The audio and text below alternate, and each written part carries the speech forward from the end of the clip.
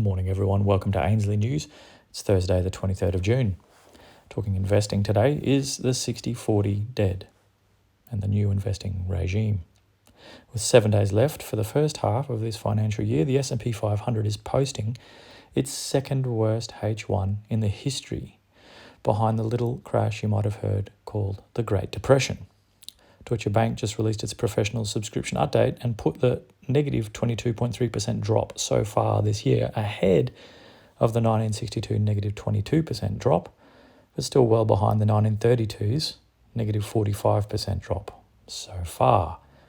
Got a couple of charts in here today. These show how extraordinary this half has been in the annals of history. But it gets worse. Many high net worth investors traditionally have what we call the 60-40 portfolio, comprising the riskier 60% equities, weighting with the safety of 40% holding of US Treasuries. They are supposed to provide balance to a portfolio, but skewed towards more upside potential in shares. The problem is, as bad as H1 has been for shares, 10-year US Treasuries are looking to post their worst H1 in over 234 years. That's right, 234 years. Worse than any year since 1788.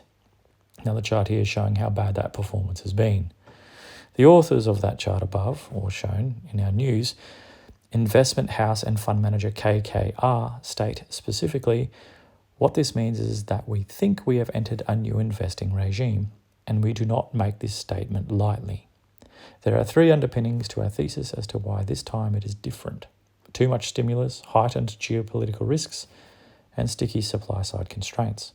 What should concern investors more is where they think we sit in the cycle between inflation and growth. Got a chart here that clearly shows stagflationary warnings. Expanding that out of the US, we see that globally the news is no better. Since we saw peak awesome late last year off the back of unprecedented monetary stimulus, global bonds and shares have shed a staggering $36 trillion in value, completing a round trip from and to the start of COVID.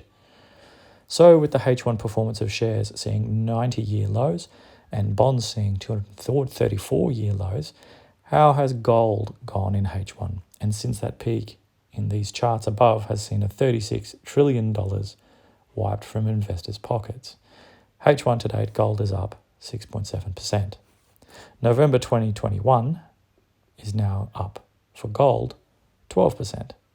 While the traditional 60-40 portfolio has served investors well in the past, there seems little doubt that we are in the new investing regime that KKR describe.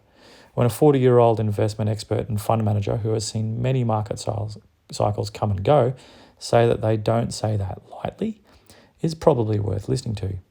Gold seems to know this regardless, as it has solidly performed while the rest fall around it. And that's news for today. Thanks for joining. Jump over to ainsleyBullion.com.au if you're looking to purchase or to catch up on any of our news articles.